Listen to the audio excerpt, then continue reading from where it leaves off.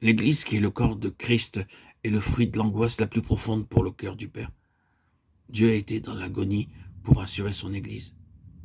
Elle est l'Église de Dieu. Quelle déclaration merveilleuse!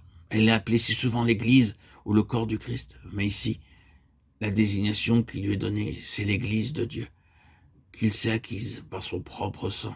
Acte 20-28. C'est pourquoi l'Église lui est chère d'une manière toute spéciale. Mais ce n'est pas seulement parce que l'Église est le résultat de son double service, ou de son agonie, ou de son labeur qu'elle lui est chère. C'est aussi parce qu'elle est le fruit de son esprit, ce qui répond le plus profondément à son être le plus intime.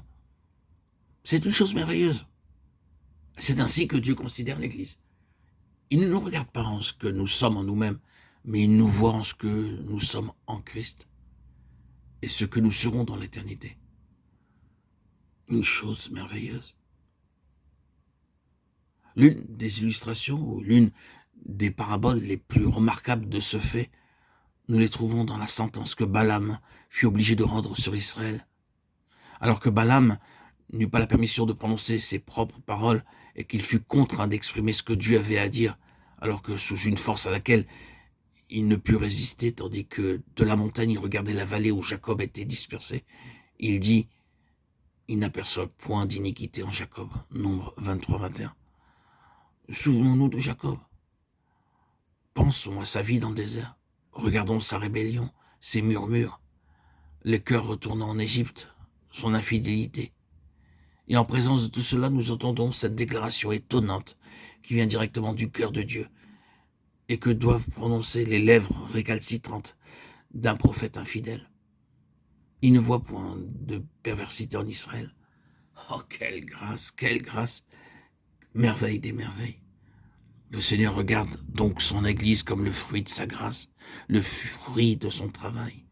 Et dans un certain sens, l'Église répond à son cœur d'une manière qui nous est difficile d'exprimer. Christ a aimé l'Église. Éphésiens 5-25. Il a aimé et il aime l'Église parce que d'une manière mystérieuse dans l'Église, il a ce que son cœur désire. Puissons-nous être inspirés plus profondément par le désir qu'il est en nous. C'est là, voyez-vous, la place de Joseph pour le Père. Mais ensuite, qu'est-ce qui suivra? Souffrance, abaissement, humiliation. Mais ceci ne sera pas une contradiction à ce que nous venons de dire. Ce ne sera pas un démenti à l'amour du Père.